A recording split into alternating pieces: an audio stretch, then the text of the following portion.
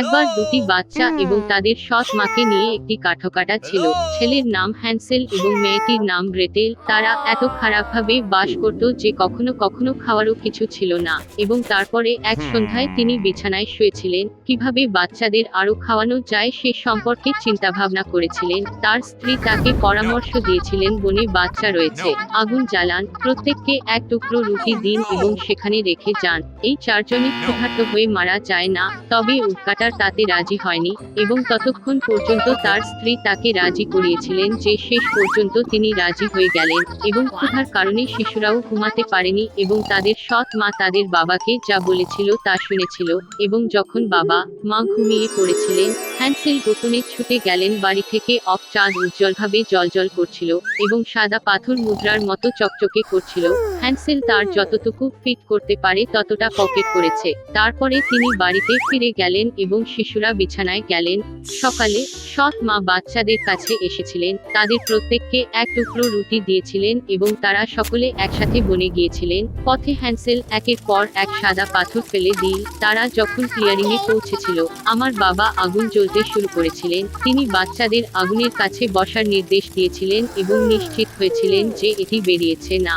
যখন তারা এবং তাদের সৎ মা আরো কাঠের জন্য গিয়েছিলেন, তারা বসে বসে ক্লান্ত হয়ে ঘুমিয়ে পড়েছিল।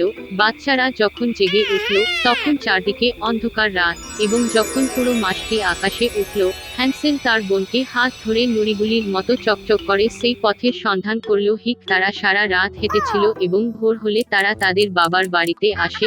কিছু সময় কেটে গেল এবং বাচ্চারা আবার শুনল কিভাবে এক রাতে সৎ মা তাদের বাবাকে বাচ্চাদের হাত থেকে রেহাই পেতে ভিক্ষা করতে লাগলো। তিনি প্রত্যাখ্যান করলেন, কিন্তু তার স্ত্রী তার কথা শুনতে চাননি। তিনি অভিশাপ দিয়েছিলেন এবং তার কাছে সমস্ত প্রকার তিরস্কার করেছিলেন।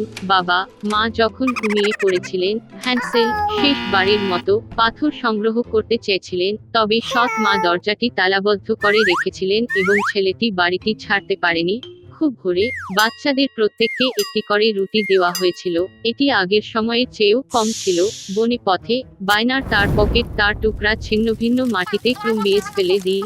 সৎ মা তাদের আরো বনে নিয়ে গেলেন। আবার একটি বড় আগুন জ্বালানো হয়েছিল এবং বাবা তাদের এবং তাদের সৎ মা আরো কিছু কাঠ কাটাতে বাচ্চাদের আগুন দেখার জন্য নির্দেশ দেন। মধ্যাহ্ন ভোজনের সময় গ্রেটেল তার রুটির টুকরোটি হ্যান্সেলের সাথে ভাগ করে নিয়েছিল।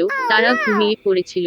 অন্ধকার রাত পড়লে আমরা জেগে উঠি এবং এরপরে একটি মাস উপস্থিত হল এবং তারা তাদের পথে একত্রিত হল, কিন্তু তারা একটিও টুকরোটি খুঁজে পেল না, কারণ বনের মধ্যে হাজার হাজার পাখি এলোমেলো করে দীর্ঘদিন ধরে এই ক্রমগুলি খাচ্ছিল। তাই বাচ্চারা অনেকক্ষণ হাঁটল, কিন্তু তারা বনের বাইরে বেরোতে পারেনি। হঠাৎ রাস্তা তাদের কুড়েঘরের দিকে নিয়ে গেল। কাছাকাছি এসে বাচ্চারা দেখতে পেল যে বাড়িটি সমস্ত রুটি এবং বিস্কুট দিয়ে তৈরি এবং উইন্ডোজগুলি খাঁটি চিনির তৈরি। হ্যান্সেল উপরে উঠে ছাদের একটি টুকরো ছিল আর তখন কুড়েঘরের দরজা প্রশস্তভাবে খুলে গেল আর বৃদ্ধা এক টুকরো করে ঝুঁকে পড়ল। ক্যাম্প হ্যান্সেল এবং গ্রেটেল এতটাই ভয় পেয়েছিল যে তারা এমনকি তাদের হাত থেকে তাদের টিরবিটগুলি ফেলে দেয় এবং বুড়ো মহিলা সদয় ছিল এবং তাদের কুড়েঘরে তাদের আমন্ত্রণ জানিয়েছে। টেবিলে ইতিমধ্যে প্রচুর খাদ্য ছিল, দুধ, কুকিজ, আপেল এবং বাদাম। রাতের খাবার শেষে বৃদ্ধা শিশুদের জন্য দুটি পরিষ্কার বিছানা তৈরি করেছিলেন এবং হ্যান্সেল এবং তার বোন ভেবেছিলেন তারা স্বর্গে রয়েছে। তবে বুড়ো মহিলাটি কেবল স্নেহশীল হওয়ার ভান করেছিলেন, তবে বাস্তবে তিনি ছিলেন দুষ্টু জাদুকরী, যিনি সন্তানদের প্রতি আকৃষ্ট করার জন্য এই রুটির কুড়েঘরটি তৈরি করেছিলেন। খুব সকালে শিশুরা যখন ঘুমাচ্ছিল, সে হ্যান্সেলকে নিয়ে একটি ছোট খাঁচায় রাখল এবং সে তার বোনকে আদেশ করেছিল যে দুষ্ট জাদুকরী তার কাছে যা করতে চায় তা করার জন্য। বুড়ো মহিলা ছেলেটিকে পরে খাওয়ার জন্য মোটা করার সিদ্ধান্ত নিয়েছে। সুতরাং গ্রেটেল হ্যান্সেলের জন্য সবচেয়ে সুস্বাদু খাবার রান্না করা শুরু করেছিল এবং সে নিজেই বাকি কিছু ছাড়া কিছুই পেল না।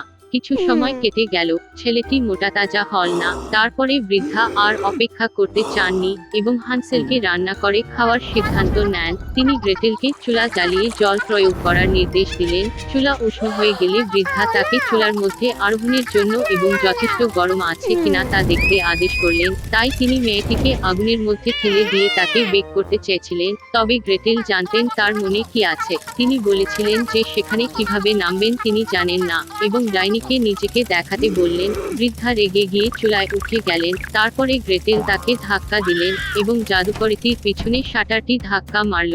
বাহ! বৃদ্ধা তখন কত ভয়ানক কেঁদেছিল। এদিকে গ্রেটেল ছুটে এসে হ্যান্সেলের কাছে এসে খাঁচা খুলে দিয়ে তাদের ভাইকে মুক্তি দিয়ে তারা ডাইনির ঘরে গেল, যেখানে সমস্ত কোণে মুক্ত এবং মূল্যবান পাথরের বাক্স ছিল। তাদের পকেটগুলি তাদের সাথে পূর্ণ করে বাড়ি চলে গেল।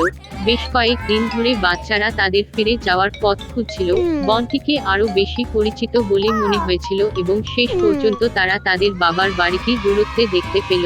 বাচ্চাদের জীবিত দেখে তিনি কত আনন্দিত হয়েছিলেন। হ্যান্সেল এবং গ্রেটেল ডাইনি থেকে নিয়ে যাওয়া সমস্ত মুক্ত এবং রত্নগুলি মেঝেতে পড়ে এলেছিল। খাবার নিয়ে ভাবার দরকার ছিল না এবং তারা বাঁচতে এবং আনন্দ করতে শুরু করে। আর বাবা দুষ্ট সৎ মাকে বাড়ি থেকে তাড়িয়ে দেয়। একসময় সেখানে এক দরিদ্র বিধবা থাকতেন এবং তার একটি পুত্র ছিল, জ্যাক, এবং একটি গরু, বেলিয়ানকা। গরুটি প্রতিদিন সকালে দুধ দেয় এবং মা ছেলে তার বাজারে বিক্রি করে এবং তারা এভাবেই জীবনযাপন করত। কিন্তু একবার বেলিয়ানকা দুধ দেয়নি এবং তাদের কোনো খাবারই ছিল না। মা সিদ্ধান্ত নিল গরুটি বিক্রি করবেন এবং উপার্জন সহ একটি দোকান খুলবেন। জ্যাক তার হাতে লাগাম নিয়ে গরুটিকে বাজারে নিয়ে গেল। কোনো আশ্চর্য বৃদ্ধের সাথে তার সাক্ষাৎ হওয়ার চেয়ে খুব শীঘ্রই তিনি পৌঁছেছিলেন। তিনি বলেছিলেন যে তিনি শিমের জন্য জ্যাকের গরু বাণিজ্য করতে চান এবং এই কথাগুলি দিয়ে তিনি নিজের পকেট থেকে কয়েক মুঠো অদ্ভুত শিম বের করলেন। বৃদ্ধ লোকটি বললেন, এই মটরশুঁটিগুলি জাদুকরি, তাদের সন্ধ্যায় রোপণ করা প্রয়োজন এবং সকালে তারা খুব আকাশে বেড়ে উঠবে। জ্যাক খুব আগ্রহী এবং সম্মত হন। ছেলে তাড়াতাড়ি বাড়ি এলো। মা খুব রেগে গিয়েছিলেন যে তিনি পুরো এলাকায় দুগ্ধ গাভী কয়েকটি মুষ্টিমেয় শিমের জন্য দিয়েছেন। কিন্তু জ্যাক বুড়ো লোকটির কথা স্মরণ করল এবং সিদ্ধান্ত নিয়েছিল যে কিছুই করার নেই এবং আঙিনায় শিম লাগিয়েছে। তিনি তার অ্যাটিকের কাছে গিয়েছিলেন, দুঃখিত এবং ঘুমিয়ে পড়েছিলেন। সকালে জ্যাক ঘুম থেকে উঠে উঠোনের একটি বড় গাছের মতো কিছু দেখতে পেলেন এবং এটি দেখা যাচ্ছে। তার মটরশুঁটিগুলি প্রস্ফুটিত হয়েছিল এবং বিশাল কাণ্ডটি আকাশে বড় হওয়া অবধি উপরের দিকে বাড়তে থাকে। জ্যাক লাফিয়ে উঠল সিঁড়ির মতো। তিনি আরোহণ এবং আরোহণ এবং আরোহণ এবং আরোহণ। অবশেষে তিনি আকাশে পৌঁছেছেন। সেখানে তিনি একটি দীর্ঘ এবং প্রশস্ত রাস্তা দেখেছিলেন যা তাকে একটি বিশাল দুর্গে নিয়ে গেছে। জ্যাক তার গেটে গিয়ে নক করল। গেটটি খোলা এবং একটি লম্বা মহিলা দোরগোড়ায় দাঁড়িয়ে ভয় হুড়মুড় করে। ছেলেটি সকালের নাস্তার জন্য কিছু চাইল। দৈত্য তাকে হিম উঠতে দিয়েছিল কিন্তু তাকে সতর্ক করে দিয়েছিল যে তার স্বামীর নজর কাড়বে না, কারণ সে নরখাদক। সে জ্যাককে রান্নাঘরে নিয়ে গেল, তবে তার নাস্তার অর্ধেক খাওয়ার সময় হওয়ার আগে হঠাৎ কারো পদক্ষেপ থেকে পুরো বাড়িটি কেঁপে উঠল। ছেলেটিকে অবাক করে নেওয়া হয়নি। সঙ্গে সঙ্গে চুল্লিটিতে ঝাঁপিয়ে পড়ে, আর ঠিক সেই মুহূর্তেই নরখাদকটি ঘরে উঠল। আচ্ছা, তিনি পাহাড়ের মতোই বড় ছিলেন। নরখাদকটি বিশাল বুক থেকে দুটি ব্যাগ সোনার মুদ্রা গুনতে বসেছিল। তিনি গণনা করেছেন। অবশেষে মাথা ঝাঁকতে শুরু করলেন এবং সম্মুখ হতে লাগলেন। তারপরে জ্যাক আস্তে আস্তে চুলা থেকে উঠে গেল। নরখাদকটি পেরিয়ে এক সোনার ব্যাগ ধরল এবং ছুটে গেল শিমের ডাঁটাতে। তিনি বস্তাটি নিচে ফেলে দিলেন এবং অবশেষে নিজের বাড়িতে নিজেকে না পাওয়া পর্যন্ত তিনি কানটি নিচু হয়ে নিচে যেতে শুরু করলেন। জ্যাক তার মাকে তার সাথে যা ঘটেছিল তা সব বলেছিল এবং তার হাতে একটি সোনার ব্যাগ দিয়েছে।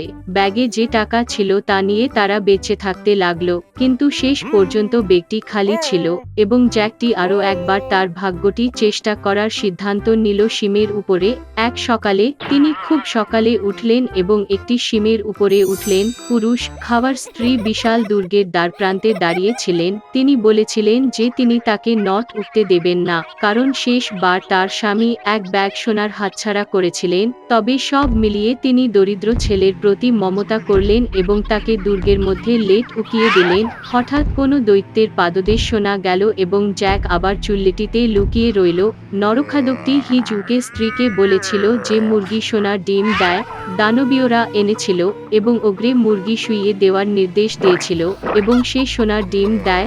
সন্তুষ্ট জায়ান্ট মাথা ঘোরানো এবং শামুক শুরু। তারপরে জ্যাক চুলা থেকে উঠে সোনার মুরগিটি ধরল এবং ছুটে গেল শিমের কাছে। ছেলে বাড়ি ফিরে গেল।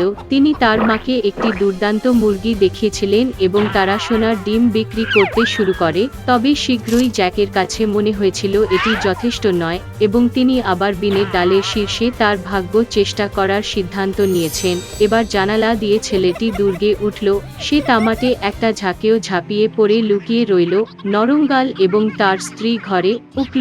দৈত্যটি ছেলেটির গন্ধ পেয়েছিল এবং তারা চুলায় তার খোঁজ করতে ছুটে যায়, তবে তিনি সেখানে ছিলেন না। তারা প্রতিটি কৌতুক এবং ক্রেইন অনুসন্ধান করেছিল, তবে তারা তামার কড়াইয়ের দিকে তাকাতে ভাবেনি। অনুসন্ধানে মরিয়া ওগ্রে তার স্ত্রীকে সোনার বীণা এনে টেবিলে রাখার আদেশ দিল। অর্ডার নর্মাবলি তার সুন্দর শব্দগুলিতে ঘোরাফেরা করে। তারপরে জ্যাক চুপচাপ কলসির উপর থেকে উঠে সোনার বীণাটি ধরল এবং ছুটে গেল দরজার দিকে, কিন্তু বীণা জোরে বাজিয়ে নরকটি জাগিয়ে তোলে। জ্যাক মাথাচাড়া দিয়ে দৌড়ে একটি বিড়ির উপরে ঝাঁপিয়ে পড়ল, আর বিশাল লোক তাড়া করছিল। জ্যাক নিচে নেমে তার বাড়িতে গেল আর তার মাকে চিৎকার করে বলল কুড়ালটি বহন করতে। মা হাতে একটি কুড়াল নিয়ে দৌড়ে বেরিয়ে গেল। ছেলেটি কুড়ালটি ধরল এবং শিমের কাটা কাটা শুরু করলো। ওগ্রে স্টেমটি সহিংসভাবে দুলতে লাগলো এবং থেমে গেল। তারপরে জ্যাক আবার একটি কুড়াল দিয়ে আঘাত করলেন এবং বিনস্টাল কেটে ফেললেন। এটি ছড়িয়ে পড়ে এবং ভেঙে পড়ে এবং ওগ্রে মাটিতে পড়ে ক্র্যাশ হয়ে যায়।